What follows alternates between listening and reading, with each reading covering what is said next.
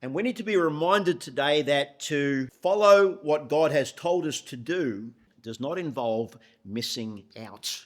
If we will trust the Lord and put him first, then whatever he wants to give us, we will receive, and it will not corrupt. I'd like you to turn in your Bibles today to Numbers chapter 32. Numbers 32.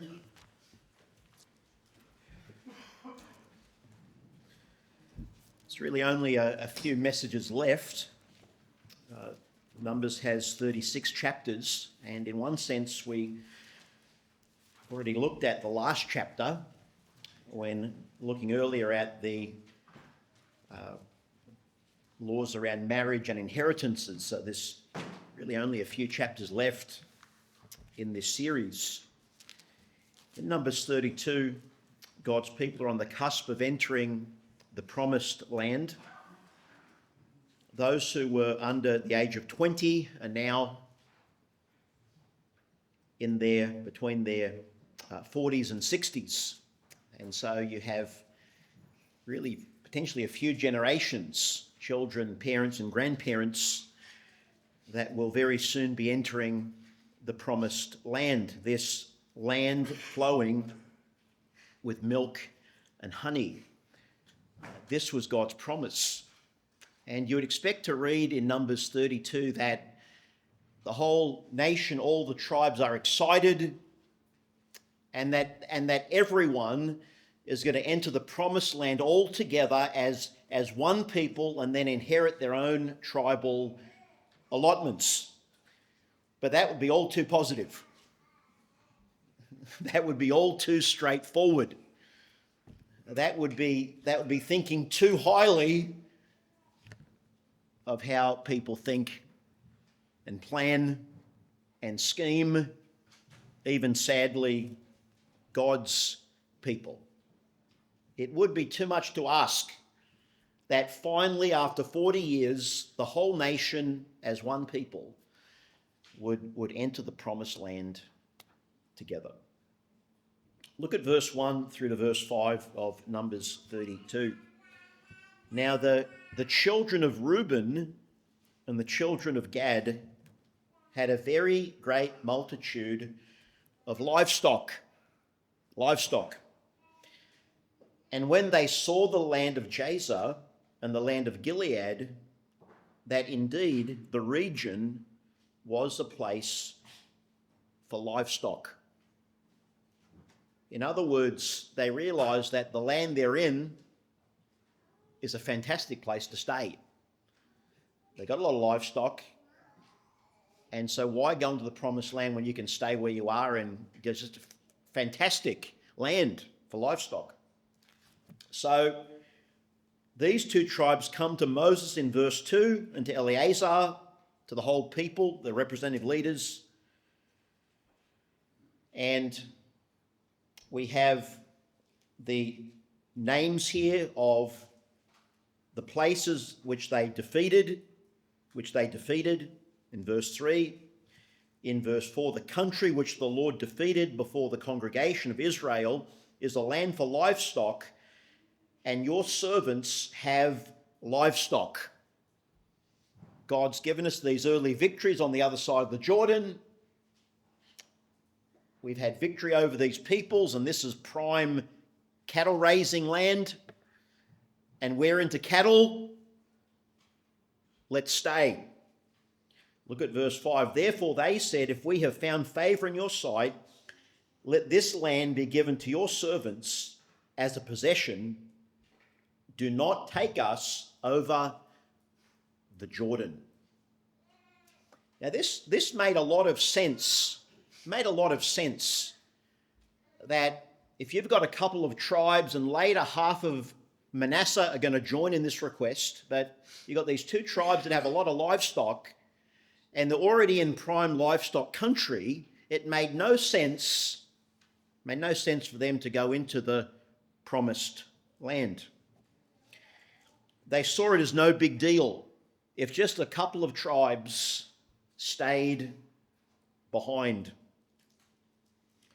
Look at the second part of verse 1. when they saw the land of Jazer. Reminds me of Lot in Genesis 13, when he lifted up his eyes and saw all the plains of Jordan well watered everywhere, like the garden of the Lord. Lot sees, it's like another Eden, he sees. And these two tribes, Gad and Reuben, they see another kind of Eden, this time for livestock. And so they want to stay on the other side of the Jordan River. They are content to be on the outside of the promised land. What was the issue here? The issue was that their blessings, their material blessings, had become a burden to them. You might say their heart followed their possessions. This is what was happening. Their choices were governed and controlled by what was good for their livestock. All of a sudden, God's promised land wasn't so good. Isn't it amazing to think that not even all of God's people wanted the promised land when it was offered to them? They were happy to be close. They were happy for silver instead of gold. But to them, silver was gold. And gold was silver. One writer said that any Israelite tribe should consider settling outside the promised land showed a disturbing indifference to the divine word. A disturbing indifference to the divine word, the word on which Israel's existence entirely depended. God had called 12 tribes, not 10, into the promised land. He had called them as one people. And it was not acceptable for Gad and for Reuben to hold back and say, we're happy where we are, Moses. We're close enough. We're just over the other side of the river. And besides, this is good for our livestock. This is good for our living. Now we know as Numbers 32 continue that Moses take this very badly. Moses rebukes the people very, very sharply. Because remember, Moses had himself counted the cost in Egypt. Moses counted the cost. In Hebrews 11 it says, by faith Moses, when he became of age, refused to be called the son of Pharaoh's daughter, choosing rather to suffer affliction with the people of God than to enjoy the pleasures of sin for a season. Moses counted the cost, but Gad and Reuben were not willing to count the cost. Their possessions governed their choices. Now I get that our possessions and our finances and whatever synonym you want to use influences us, and it must influence us. I realise we have bills to pay. I realise we like to save and get ahead, and we like to prosper and all those kinds of things, but we've got to get those things in order. We've got to get those things in order. Those things have to come after seeking God's kingdom first. They've got to come second. They cannot come first. I remember in college listening to a lecturer talking about finances, and his observation was that many Christians could not enter vocational ministry because of debts they were carrying. And these weren't even good debts. These were just careless debts that they had accumulated, and so when crunch time came, their hands are tied. They're out. We seek God's kingdom first and trust him for whatever prosperity he brings to us. These two tribes were thinking of themselves, not the entire people of God. So look at verse 6. Moses gives them a very sharp rebuke. He says, shall your brethren go to war while you sit here. Moses took it as, you want to stay on the other side of the river, and you're happy to watch the rest of us fight. That's what you want to do. That's how Moses takes it. And then he says in verse 7, now why will you discourage the heart of the children of Israel from going over into the land which the Lord has given them? He says to you two tribes, listen, the other 10 are going to feel very deflated. They're going to feel deflated. And what happens when two other tribes want to stay behind and a couple of others want to stay behind? Are we going to have 3 or 4 tribes going to the promised land? Verse 8, thus your fathers did when I sent them away from Kadesh Barnea to see the land, for when they went up to the valley of Eshcol, they saw the land. They discouraged the heart of the children of Israel, so that they did not go into the land which the Lord had given them. So the Lord's anger was aroused on that day, and he swore an oath, saying, surely none of the men who came up from Egypt, from 20 years old and above, shall see the land of which I swore to Abraham, Isaac, and Jacob, because they have not followed me fully, except, we know verse 12, there is Caleb and there is Joshua, for they have followed me fully. Moses reminds these two tribes of the terrible mistake, the terrible unbelief made 40 years earlier, and he's really questioning them, are you really living by faith? Are you living by faith? Or are you living by what you think is going to be the best land for your livestock? And so what follows in chapter 32, from verse 16 through to 27, are a series of promises and guarantees and warnings. This is how they respond in verse 16. So they came near to him and said, this is Gad and Reuben. They've just been rebuked by Moses. They've just been rebuked by him. And so they say this, we'll build sheepfolds here for our livestock and cities for our little ones. So we're going to set up camp on the other side just as we planned. But, verse 17, we ourselves will be armed, ready to go before the children of Israel until we have brought them to their place. And our little ones will dwell in the fortified cities because of the inhabitants of the land. We will not return to our homes until every one of the children of Israel has received his inheritance. We'll go over, we'll fight for everyone, make sure everyone is secure, and then we'll go enjoy our inheritance.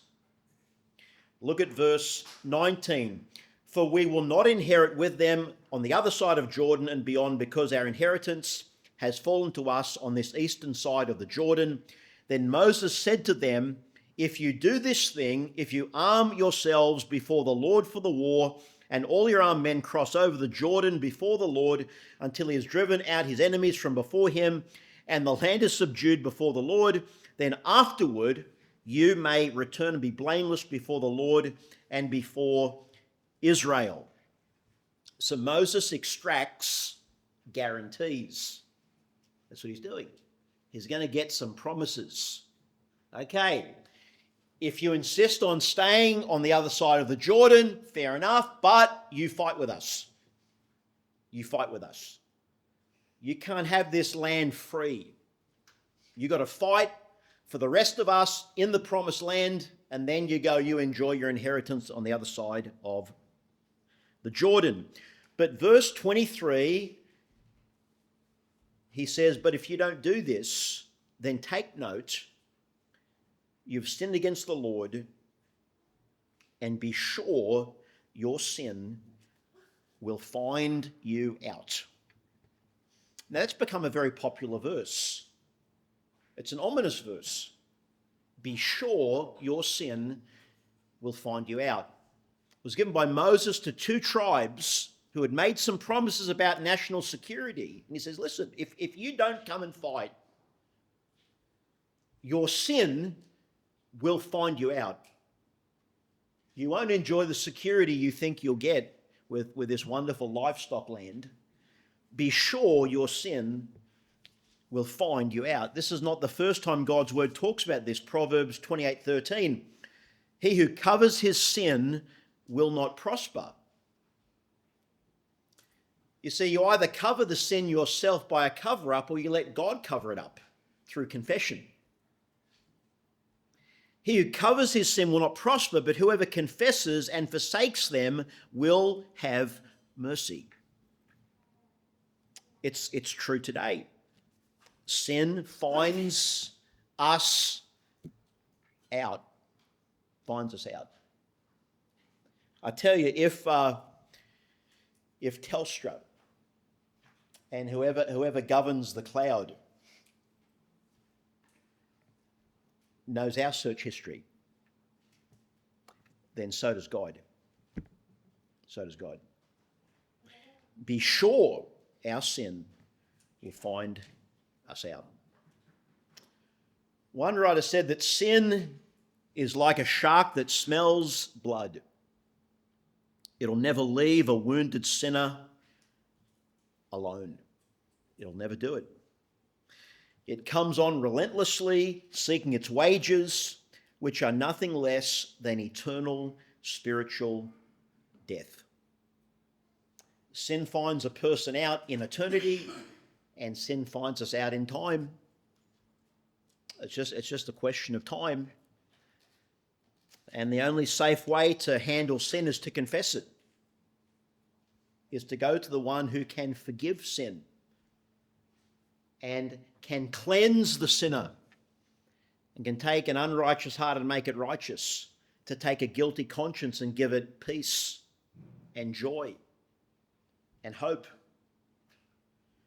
Sin still finds people out. And so what we have in the rest of Numbers 32 are a settling of this question. When a couple of tribes want to do their own thing, and Moses concedes, he doesn't force them over the Jordan. Maybe that would cause more problems in the long run. Yeah. Oftentimes God makes concessions. His leaders make concessions because people are determined to do one thing and not what they really need to do, and it creates a status quo, and that brings its own complications down the track. It's been said, well, Israel has more land. They got the other side of the Jordan, positively, because of Gad and Reuben and half of Manasseh. These tribes got what they wanted. But do you realise that with a couple of these tribes on the other side of the Jordan, that years later, this kept causing problems?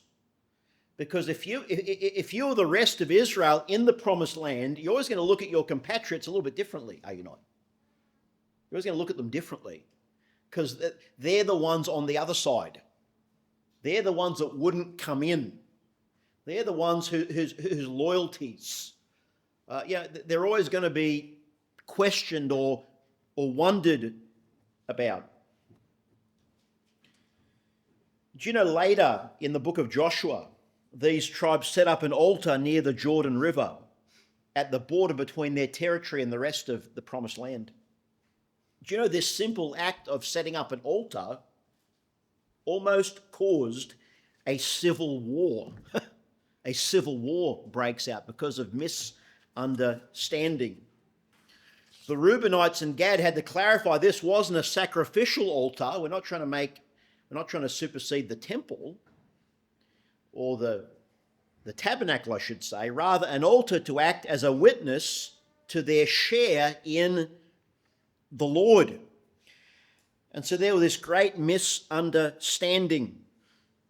But what you have is a status quo of a couple of tribes that are going to get what they want. They're going to get what they want. So this situation arises because Reuben and Gad and half of Manasseh are concerned that if they enter the promised land, they would miss out. They would miss out. Now, the fact is that we often feel and think that if we do God's will, we're going to miss out. We're going to miss out. It's true. If we do what God calls us to do, that somehow we are going to miss out on the best. The best. So if I keep doing what I'm doing, and I don't know what it is, you know what it is. You know what it is. And not obey the Lord, it'll work out better for me. Well, if that's the case, let's close our Bibles and write our own one. Because we must know better than what God knows. We must know better than him. But rather we should keep our Bibles open and really learn from the mistake of these 2.5 tribes. Now I realise that we've read quite a bit of Numbers 32 today, but I am going to ask you to turn over to the next book of Moses. This is Deuteronomy 28. It's a nice introduction. Deuteronomy 28. Have some nice music as we turn there to Deuteronomy 28. And do you know Deuteronomy was written about the same time as Numbers? And in Deuteronomy 28, Moses, he primes the people for entry into the promised land. In other words, they're going to go in with some really good promises.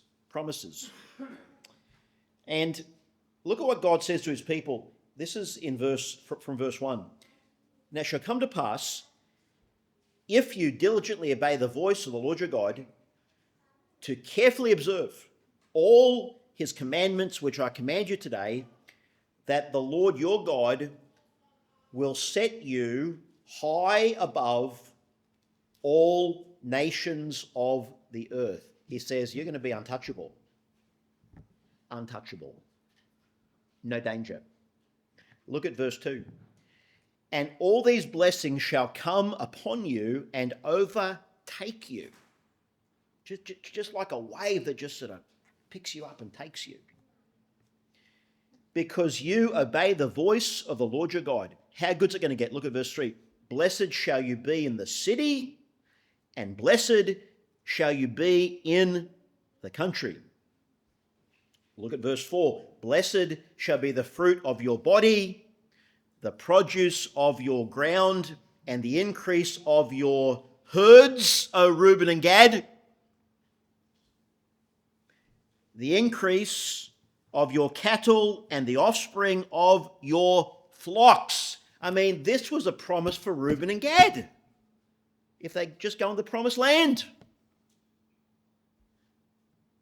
Look at verse 5. Blessed shall be your basket and your kneading bowl. Blessed shall you be when you come in, and blessed shall you be when you go out. The Lord will cause your enemies who rise against you to be defeated before your face. They shall come against you one way and flee before you 7 ways. They're going to go in utter confusion. The Lord, in verse 8, will command the blessing on you in your storehouses and in all to which you set your hand, and he will bless you in the land which the Lord your God is giving you. And it goes on and on. Do you know, Deuteronomy 28 answered the concerns of Reuben and Gad. They thought the other side of the promised land was where the good livestock was. The good land was. But you see, if they'd come into the promised land, God would have made up the difference. He would have made up the difference. They could have had their livestock on inferior land, but with the blessing of God. God could have made up the difference. Supernaturally could have done it. But you know what? They would never know the blessings.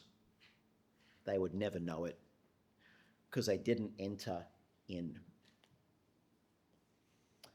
And we need to be reminded today that to follow what God has told us to do does not involve missing out. It doesn't involve missing out. If we will trust the Lord and put him first, then whatever he wants to give us, we will receive. and it will not corrupt. It will not corrupt. Reuben and Gad were thinking of themselves. They were thinking of their own prosperity. They weren't thinking of everyone else. That's why we read from Philippians 2, let not each look on their own interests. That has a place, but also on the things of others. That's how, as God's people, we are to function. We're to function. We're to try and think about everyone.